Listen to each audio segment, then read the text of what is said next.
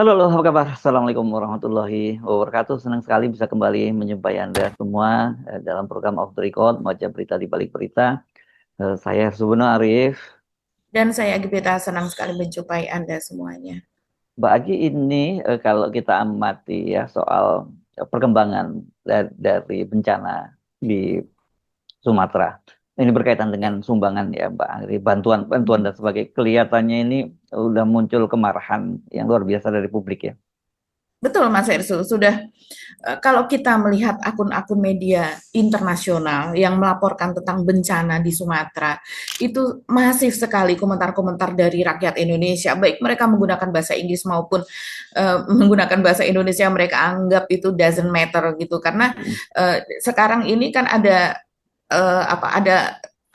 ini translate gitu, Mm, fasilitas translate. Jadi mm, kita memakai bahkan menggunakan tulisan Thailand, menggunakan mm. tulisan apa namanya Jepang Hono atau Coroko Rusia itu juga nggak bisa ya. langsung Kalau Hono Coroko nggak mungkin bisa. Holo Coroko ya nggak bisa Belum begitu. ya. Jadi Hmm. semuanya itu terpotret dan sehingga ya saya lihat juga banyak yang menggunakan bahasa Indonesia pun itu dijawabnya dalam bahasa Inggris gitu ya. Hmm. Nah Hmm. ini yang saya lihat salah satunya saja kita ambil ya misalnya Al Jazeera begitu.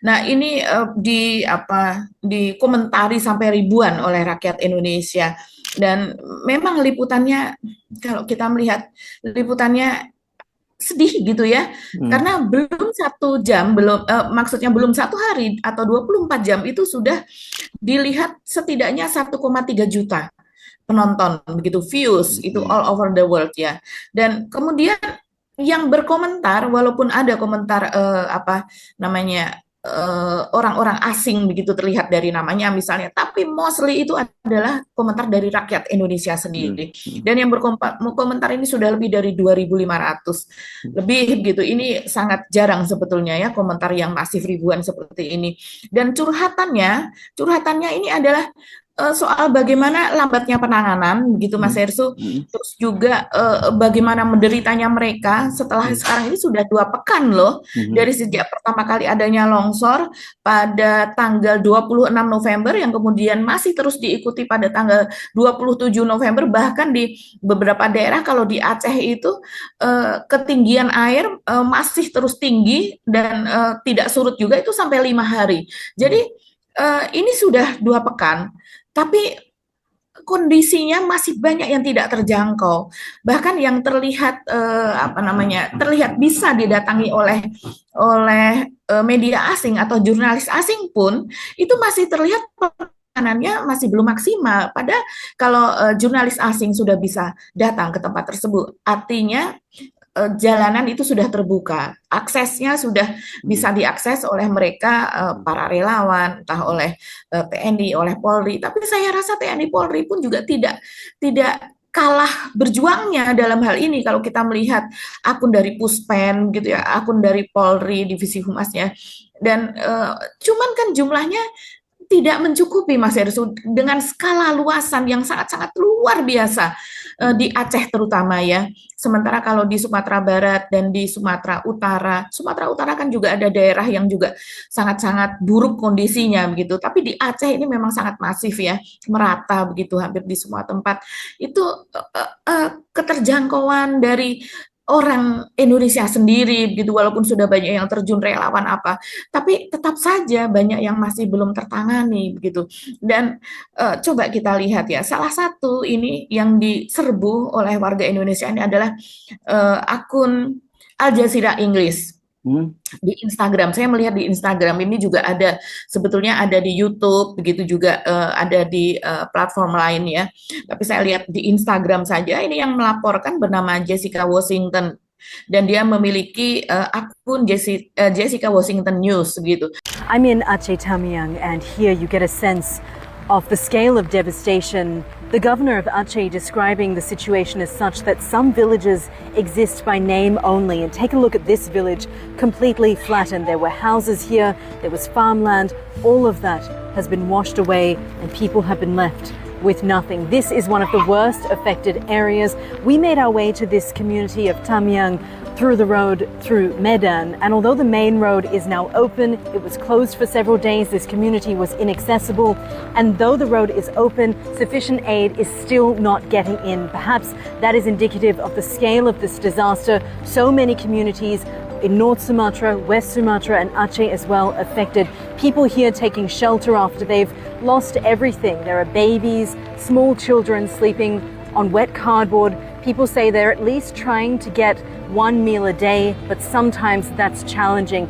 Akun pribadi Jessica ini pun juga diserbu oleh masyarakat kita begitu, dan mereka berkomentar di situ, minta tolong kepada Jessica, minta tolong kepada jurnalis asing yang sudah sepekan lebih berada di lokasi, karena dia ini sebelumnya juga meliput di Sumatera Utara, tapi yang baru saja dia laporkan ini ada di Aceh, dan terutama adalah di Aceh Tamiang begitu. Coba kita lihat. Ini dia melaporkan, dan kemudian komentar-komentarnya, saya buka akun Instagramnya Mas Sesu, misalnya komentarnya seperti ini, mereka mati bukan karena banjir, tapi karena kelaparan. Asep Nurrohmat, jelas orang Indonesia nih yang komentar.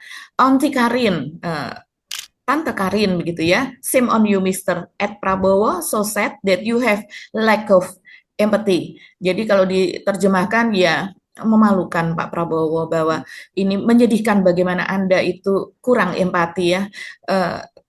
You did this to us and you are still doing the massive deforestation. Jadi menyoroti soal deforestasi, mungkin ini maksudnya adalah perusahaan Prabowo yang juga ada di Aceh misalnya, karena ini liputannya tentang Aceh Tamiang yang ada di Aceh dan kemudian melakukan deforestasi. Let the world knows the truth behind the dark secret of our government.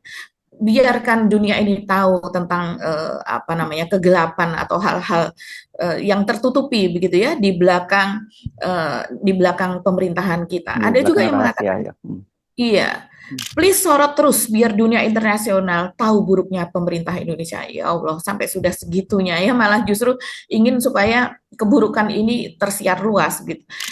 It should be states as national disaster. Ini orang yang banyak sekali yang mengatakan ini, bahwa ini seharusnya sudah menjadi bencana nasional yang dinyatakan oleh pemerintah kita.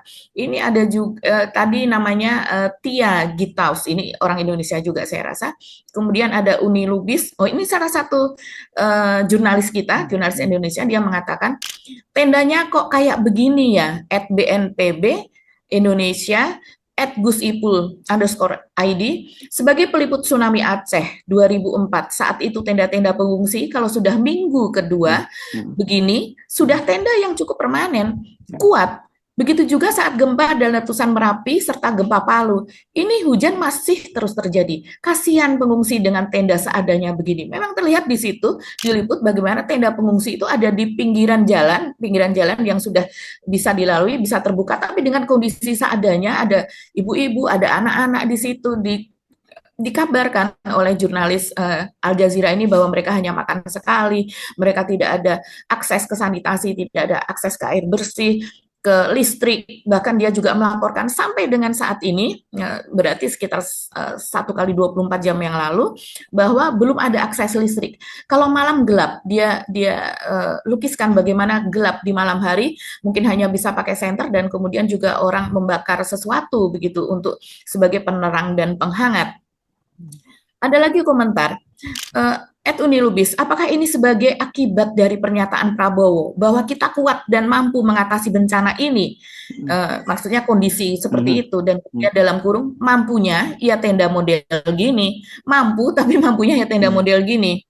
Kata DPR kemarin dananya triliunan, tapi kenapa nggak nampak katanya? Ini mengacu kepada anggota DPR Komisi 1 kemarin itu sekarang. Adi Patwijaya itu ya.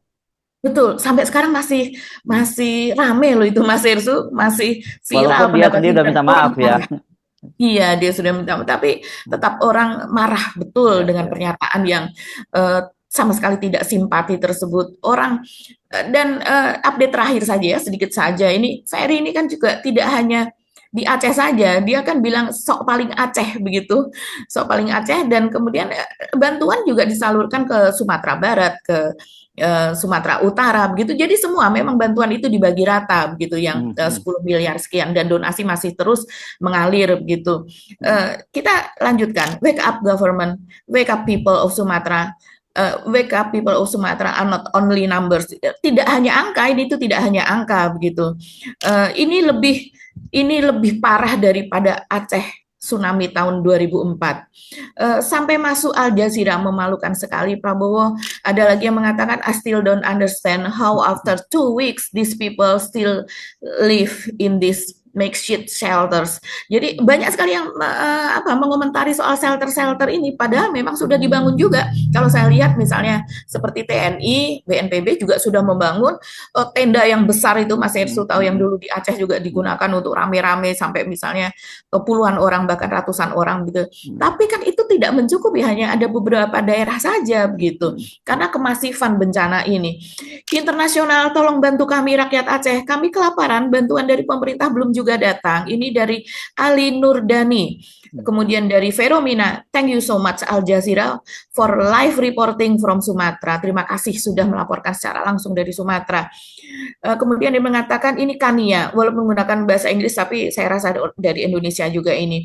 Kemudian, please also cover the palm oil and mining companies that massively destroyed the forest, causing this large scale disaster. Jadi ini tentu dari Indonesia meminta supaya Al Jazeera juga melaporkan soal bagaimana masifnya tambang-tambang, perusahaan-perusahaan tambang dan juga perkebunan sawit yang secara masif membuat kerusakan dengan skala yang sangat besar saat ini, yaitu bencana Sumatera tersebut. Jadi kita bisa bayangkan alasan dari pemerintah kenapa tidak memperkenankan bantuan asing, orang asing, membatasi media asing apa dan sebagainya. Ada juga yang mengatakan, please tag this guy at Zul Hasan. He was the Minister of Forestry that at that time who authorized the deforestation. Jadi ini menyoroti soal peran dari Zulkifli Hasan yang dulu menjadi Menteri Kehutanan dan melepas status hutan itu kemudian menjadi hutan, semacam hutan industri sekitar 1,6 juta hektar. Masih panjang lagi, silakan teman-teman membaca sendiri.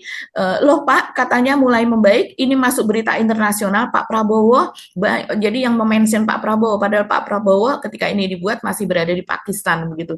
Jadi sorotan kepada Pak Prabowo yang malah justru pergi ke luar negeri pun itu nggak kalah banyaknya. Iya, apalagi Pak Prabowo di Pakistan itu kemudian secara simbolis juga menanam pohon, itu kan menjadi paradok gitu ya, banyak disoroti itu. Iya, dan di Pakistan menanam pohon, kalau tidak salah pohon pinus ya Mas Ersu. Iya. Yang setahu saya pinus ini sebagai salah satu bahan untuk pulp and paper. Jadi pohonnya sebagai bahan industri pulp atau bubur kertas, dan kemudian juga getahnya itu dapat bisa jadi terpentin apa dan sebagainya, bahan untuk campuran cat apa dan sebagainya. Jadi itu salah satu pohon yang populer di Indonesia, ditanam sebagai bahan untuk industri kertas begitu. Ini jadinya kok jadi relate ya. Di sana menanam pinus, di sini pun juga menanam pinus pula begitu kan. Di hutan tanaman industri banyak sekali, salah satunya pohon pinus ini yang ditanam. Mungkin di perusahaan Pak Prabowo juga menanam ini, karena Pak Prabowo ini kan mensuplai kayu juga untuk kertas kraft Aceh ya, untuk di bisnisnya yang di Aceh.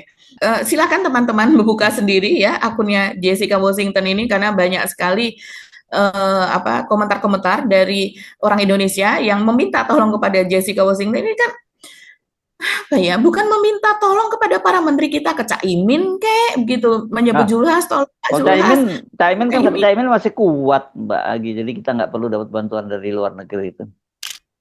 Iya betul, ini yang menimbulkan kemarahan publik ya Caimin. Ya Allah, kenapa harus berkomentar seperti itu? Komentarnya ini kalau nggak salah tanggal 8 ya, hari Senin, tapi sampai sekarang masih ramai. Media Gelora misalnya menulis seperti ini, ucapan Caimin, kita masih kuat kok. Saat tolak bantuan internasional bikin publik naik darah. Kemudian ada juga dari FIFA mengatakan, RI tolak bantuan asing untuk bencana Sumatera, Caimin kita masih kuat kok. Masih kuat dari mananya ya Caimin ya? Ini Kita itu siapa maksudnya? Ya, ya kita Iya, itu betul. yang Pemerintah padahal masih kuat, Caimin ya, masih kuat. Yang di sana yang kena bencana. yang nggak kuat kan gitu. Itu yang jadi Yang nggak masalah. kuat, ya. Caimin mengatakan itu ya. Caimin ini satu orang ya, tapi yang berteriak-teriak di sana ada ribuan. Eh, kalau seandainya di negara yang demokrasi, baik itu suara menteri, baik itu suara rakyat kan sama. Dan kita kalau sudah ada demokrasi artinya suara yang terbanyak. Ya suara yang terbanyak yang ada di sana, bahkan yang tidak tertimpa bencana pun yang ada di Jawa itu juga berteriak-teriak karena mereka memiliki banyak saudara di sana. Tapi dalam hal bencana kita tidak perlu kita memiliki saudara di sana untuk ikut merasakan hal tersebut. Kita nggak pernah ke sana pun, kita nggak punya saudara di sana, nggak punya teman di sana pun pasti ikut merasakan. Membayangkan kalau itu sampai terjadi pada diri mereka begitu. Jadi apa sih yang dikatakan Caimin? Coba saya baca dari ermol.id. Pemerintah memastikan belum membutuhkan bantuan dari luar negeri untuk menangani banjir bandang dan longsor yang melanda Aceh, Sumatera Utara, dan Sumatera Barat. Penegasan ini disampaikan Menteri Koordinator Bidang Pemberdayaan Masyarakat Muhaimin Iskandar yang menilai penanganan nasional masih memadai. Dia mengatakan, selagi kita masih kuat, ngapain? Kita masih kuat kok, ujar Muhaimin, yang akrab disapa Caimin saat ditemui di Pusdiklat Kesejahteraan Sosial Kemensos Jakarta. Namun sejumlah kritik muncul dari lapangan, distribusi bantuan disebut belum merata dan sebagian wilayah masih menunggu bantuan meski 2 pekan telah berlalu sejak bencana. Iya, kami akan terus mempercepat, katanya. Ya, Ini berkejaran dengan waktu loh. ya, Benar ya. dikatakan bahwa orang bukan tewas, bukan meninggal dunia karena Bencana. bencananya itu sendiri, dia berhasil selamat gitu, tapi mereka tidak tahan menghadapi kelaparan. Dan kedinginan. itu berubah menjadi bencana kemanusiaan. Kalau itu yang terjadi, itu sebenarnya yang sangat dikhawatirkan adalah pasca dari bencana itu sendiri. Karena tadi kan disebutkan bahwa ini skalanya sangat masif. Bahwa ukurannya kan orang kalau kemudian membanding-bandingkan dengan tsunami itu kan karena jumlah korban yang tewas itu banyak banget ya, ratusan ribu kan waktu tsunami itu. Tetapi tsunami itu sekali lagi satu hanya terjadi di kawasan pantai dan kedua itu hanya berlangsung sebentar sekali hanya bencana. Kalau ini kemungkinan masih akan ada lanjutan gitu ya, apalagi kalau kemudian ini kan masih masih awal si pekan pertama bulan Desember. Ya, sementara kalau hujan tuh biasanya masih akan terus berlanjut sampai pada kalau dulu ya itu sampai bulan Maret masih sampai tahun berikutnya, ya tahun berikutnya gitu. Tapi kita sekarang nggak tahu anomali ini sampai seperti apa gitu. Tapi kan kalau Desember jelas Januari itu pasti terjadi jadi hujan besar di mana-mana dan bencana akan berlanjut. Nah sekarang ini Desembernya baru awal bulan, baru awal pekan ini, pekan pertama ini maksud saya gitu. Iya, iya, betul Mas Hersu. Dan kalau dikatakan tadi ya bahwa Caimin ini tidak mau bantuan internasional, mungkin ini ya bagi kita sendiri mengherankan, mungkin bagi orang di luar sana juga mengherankan, karena beritanya ini sangat masif di luar negeri gitu. Banjir Sumatera ini hampir di semua media di luar negeri, media asing itu melaporkan soal ini dan bagaimana carut-marutnya bantuan setelah sekian lama belum juga sampai di lokasi, banyak lokasi yang masih belum bisa terakses atau masih belum bisa dibuka begitu. Terus kemudian juga bagaimana penolakan kita juga terhadap bantuan asing tersebut. Ini banyak sekali. Jadi ramai media asing itu menyorot ini dan juga soal frustrasi kayu gelondongan yang sangat intens begitu ya, yang terus menerus dan sampai sekarang itu yang menjadi masalah besar. Bahkan rumahnya tidak tampak, yang tampak sejauh mata memandang adalah kayu-kayu gelondongan itu. Mereka menyoroti deforestasi. Nah, mungkin ini yang ditakutkan oleh pemerintah Indonesia adalah ketahuannya soal perusakan lingkungan yang sangat sebenarnya kalau soal itu Mbak nggak usah datang pun sekarang dengan citra satelit itu internet itu udah tahu semua, dia bisa memetakan mana daerah-daerah yang sangat menderita dan sebagainya, bisa itu dengan mudah dipetakan. Tapi harus diingat bahwa sikap Caimin itu bukan sikap pribadi, itu adalah sikap dari pemerintah Indonesia. Itu yang jadi persoalan kan. Makanya kemudian sempat terjadi ya semacam tanda petik seperti dispute lah karena Gubernur Aceh misalnya Mualim dia mempertanyakan mengapa bantuan asing itu kan ditolak gitu. Itu kan yang disampaikan oleh Gubernur Aceh gitu. Ya, memang sekarang ini menjadi tanda tanya apa sih yang ingin mereka itu. Kalau penolakan status bencana nasional kita paham itu kan berkaitan berarti ada konsekuensi budget. Itu kita bisa duga ke arahnya ke situ. Sementara pemerintah kan sekarang sedang pusing untuk mengalokasikan budget masing-masing karena TKD saja kan yang tadinya dipangkas kan tadinya mau dibalikin lagi. Apalagi dalam situasi seperti sekarang. Tapi kan kita juga menyarankan kalau memang itu bagian kemanusiaan, kalau itu menyelamatkan generasi ke depan, MBG itu saya kira sementara masihnya harusnya bisa dialihkan anggarannya ke situ. Jadi pemerintah nggak akan kesulitan kok sebenarnya kalau soal dana, karena dana MBG itu kan gede banget itu ya Mbak Agi ya. Betul. Dana MBG ini ditargetkan oleh Dadan Hindayana, Kepala BGN, Badan Gizi Nasional, mulai 1 Januari 2026. Sebelumnya dia mengatakan sekitar 1,2 triliun per hari. Ya, tapi belakangan dia mengatakan 900 miliar. Ya kita pukul rata aja lah sekitar 1 triliun per hari. Itu gede Jadi banget kan itu. Kalau katakan besar sekali. separuhnya sebagian gitu. Karena banyak sekali kan juga sekarang ini MBG itu bukan di perkotaan juga gitu, yang sebenarnya yang nggak banyak juga yang nggak butuh-butuh amat gitu. Kalau sementara ini harusnya ada skala prioritas dalam situasi Ada begini. skala prioritas, Ya, betul. gitu. Itu Betul. satu ya kalau soal bencana nasional. Tapi kalau kemudian yang menolak bantuan asing itu apa gitu? Ingin tidak apa, sekarang nggak ada kok yang bisa dirahasiakan gitu. Kalau soal kemampuan fiskal kita, terus soal juga kemampuan kita dalam menangani bencana, terus kemudian dampak dari bencana itu semua negara asing bisa dengan mudah kok melihatnya kan gitu. Itu yang jadi pertanyaan saya, karena kalau kita membandingkan dengan apa yang terjadi pada tsunami dulu, itu kan kemudian semua bantuan dari asing dari berbagai penjuru dunia kan masuk di situ. Nah, kita juga Betul. nggak mendengar kemudian dampak negatifnya setelah pasca itu kan kita nggak dengar juga, Mbak Agi. Kan Iya, sebenarnya karena tsunami ya. penyebabnya memang alam begitu, yang tidak bisa nggak bisa dicegah, memang itu harus terjadi begitu. Sementara kalau ini seharusnya kan bisa dicegah, Mas Hersu, lewat apa namanya lingkungannya tidak rusak begitu. Lewat kalau ini kan kerusakan lingkungan yang luar biasa. Jadi penyebabnya ada peran manusia di situ, ada peran korporasi, oligarki, dan juga karena pemerintah kita adalah juga memiliki korporasi di bidang itu begitu, di bidang apa namanya industri kayu, memiliki HTI, memiliki HGU begitu di berbagai wilayah begitu. Jadinya kan memang ini saya rasa sih yang sensitivitas itu adalah soal ini, karena walaupun sudah terbongkar bagaimana di wilayah hulu dari tempat-tempat yang sekarang ini terdampak bencana di Aceh maupun di Sumatera Barat maupun di Sumatera Utara itu terjadi penggundulan hutan besar-besaran, masif, ugal-ugalan gitu, tapi tetap saja itu masih belum terpotret dari satelit, menjadi diskusi internasional, ada di media-media internasional, media asing. Tapi apa namanya, kalau yang namanya kita jurnalistik apalagi investigasi itu kan kita perlu mewawancarai orang-orang yang ada di sana, kita bertemu orang-orang yang menjadi terdampak, jadi yang menjadi korban, kemudian juga orang-orang yang orang pemerintahan biasanya ada saja yang bersedia untuk memberikan informasi, data, membocorkan tentang situasi sebenarnya dan sebagainya. Begitu saya rasa, Mas Hersu. Ya, oke lah. Memang nggak sampai sekarang saya juga kalau kita ditanya oleh banyak teman, saya nggak paham. Saya juga mesti menjelaskan itu karena menurut saya tidak ada. Kita nggak tahu apa pertimbangannya, tapi kan yang begini-begini ini kan katanya prinsip utama itu adalah keselamatan jiwa Harusnya betul. warga negara itu yang paling diutamakan gitu. Pemerintah bisa yang lain-lain itu bisa dikesampingkan dulu ketika keselamatan dari seorang warga negara kita itu terancam di situ. Dan ini menurut saya akan lebih memalukan buat pemerintah Indonesia kalau kemudian ternyata korban karena kesalahan penanganan, karena ketidaksiapan, karena tidak empati jauh lebih besar nantinya ketimbang yang akibat dari bencana. Itu jauh lebih memalukan sebenarnya kalau sampai itu terjadi, dan mudah-mudahan tidak terjadi itu, gitu kan.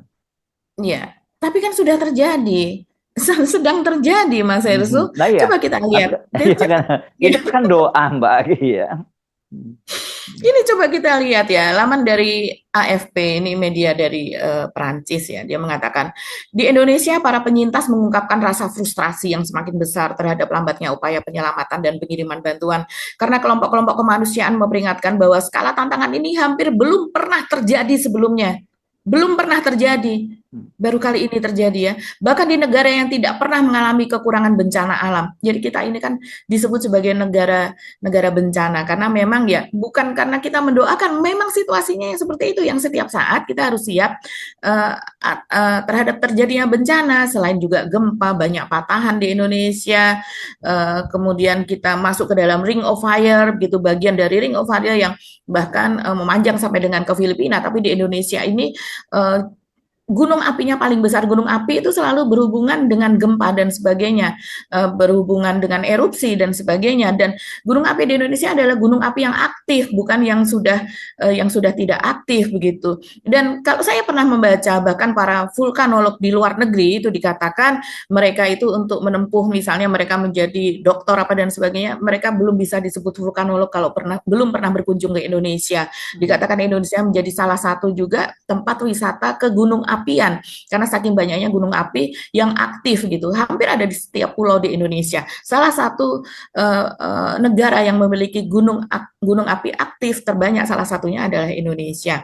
Ini kemudian dari ELP disebutkan di Indonesia dia masih waktu itu ini beberapa hari yang lalu dia menyebut bahwa masih 770 orang dipastikan meninggal dunia. Merevisi jumlah korban tewas yang 812 yang diumumkan sebelumnya, tapi sekarang sudah 900 lebih, bahkan sudah ribuan begitu ya. Informasi yang masuk masih sedikit karena banyak wilayah masih terputus secara fisik akibat kerusakan banjir, terisolasi dan gangguan listrik dan komunikasi atau keduanya. Dan dari DW dari media di luar juga mengatakan lagi-lagi mereka juga sudah berhasil menjangkau para penyintas atau survivor gitu atau mereka yang hidup. Para penyintas banjir dahsyat di Pulau Sumatera Indonesia kesulitan mendapatkan bantuan karena banyak jalan hancur atau masih terblokir air dan puing-puing. Dia juga mengatakan para ahli iklim telah memperingatkan sekali lagi bahwa pemanasan suhu memicu curah hujan yang akan lebih tinggi seperti kata Mas Herzl tadi. Jadi kita masih menghadapi iklim musim hujan yang panjang. Sementara dari The New York Times dia membuat artikel khusus soal bagaimana banjir ini menyisakan kayu-kayu gelondongan di daerah terdampak.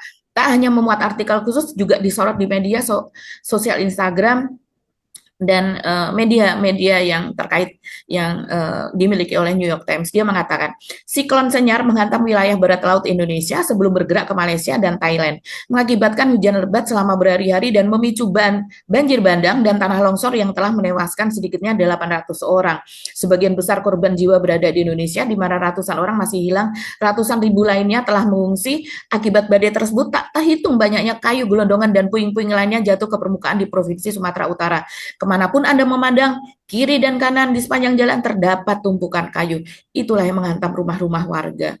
Soal ini tidak hanya di dua media itu saja, tapi di banyak media kalau kita telusuri satu persatu, tentu saja Channel News Asia itu lebih masif ya, memberitakan dari ABC News dari Australia, ada juga dari Turki, Anadolu Agency, dia menyebut banjir Indonesia terparah di Asia. Bagaimana mungkin kita tidak membuka bantuan gitu dari pihak lain? Dari Reuters, dari Inggris, militer turun tangan dan permintaan maaf Gibran kepada korban banjir. Dia menulis soal itu. Dan masih banyak tulisan lainnya di Reuters sebetulnya. Dan kemudian ada juga misalnya dari, ini saya membuka Channel News Asia, banyak sekali, dari Bloomberg. Dari Bloomberg menyebutkan memburu perusak hutan biang keladi banjir Sumatera. Dia sudah langsung tahu menjudge gitu ya, karena berbagai data dari sekarang ini yang paling sering dipakai datanya adalah dari Jaringan Advokasi Tambang Nasional, itu juga data dari Walhi, suara dari Greenpeace apa dan sebagainya, itu mereka kutip gitu. Jadi nggak heran kalau Bloomberg menyebut memburu perusahaan-perusahaan hutan biang keladi banjir Sumatera. Nah, siapa ini perusahaan hutan biang keladi banjir Sumatera? Itu dimiliki oleh pengusaha-pengusaha besar. Yes, oke. Jadi saya kira ini harus terus pick up ya. Saya kira di samping terus juga bantuan harus terus dikoordinasikan ya Mbak Agi, karena sikap pemerintah dengan menutup pintu dari bantuan asing itu jelas akan berdampak sangat buruk pada warga yang di sana. Sementara situasi ini masih terus berlanjut ya, kan kita tidak berharap ada meskipun secara prediksi tidak akan lagi ada banjir besar, tapi tetap saja curah hujan itu akan sangat besar karena seperti saya sebutkan tadi ini adalah musim penghujan. Jadi kemungkinan mereka membutuhkan itu kan masih akan panjang. Kenapa? Dalam situasi yang hujan seperti itu untuk melakukan rekonstruksi atau rehabilitasi kan juga tidak mudah, Mbak Agi. Sangat tidak mudah, apalagi melakukan rehabilitasi. Selain memang ada dana ya dari pusat begitu, bukan dana, maksudnya ada bantuan dari pusat berupa sumber daya, dan juga ada 500.000 ton itu berupa makanan, obat-obatan apa dan sebagainya Ya, yang sudah sejak ya, mungkin sepekan lalu itu dikirimkan. Tapi kan dana itu tadi Mas Heris kan tadi menyebut per kabupaten, per kota itu hanya sekitar 4 miliar kan ya. diberikannya. 4 miliar buat apa? Maaf ya, kalau beberapa rumah saja dibangun, satu rumah yang mewah itu dananya sudah 4 miliar. Rumah Sementara itu itu kan presiden menjanjikan per rumah itu 60 juta. 60 juta, Iya. betul. Tapi kita bandingkan yang keseluruhan untuk rehabilitasi itu tadi Mas Oh iya, Hirsu, yang diberikan kepada pemerintah daerah itu pasti tidak tidak cukup. Tapi kan cukup. memang Ya. ada keterbatasan dana begitu. Jadi apa salahnya kalau memang dibuka bantuan Ya.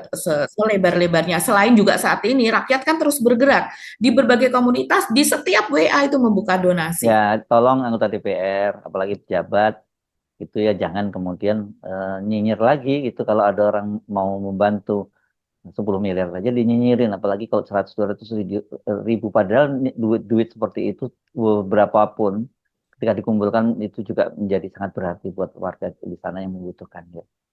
Betul. Ya. Itu kan repot kalau Ya. yang bantuan dari luar negeri ditutup, bantuan dari dalam negeri dinyinyirin.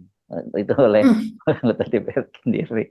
Oke, Mbak Agi. Iya, apalagi mengatakan masih kuat kok. Iya, Yang iya, masih iya. kuat yang ada di Jakarta. Jakarta kan. Yang terkena bencana masih kuat atau tidak? Pertanyaannya kan itu. Mereka Ya. menjerit, menangis, Ya. bahkan kepada media asing yang ada di sana, kepada Ya. jurnalis asing. Itu lebih malu lagi kalau seperti itu. Lebih malu lagi Ya. sebetulnya.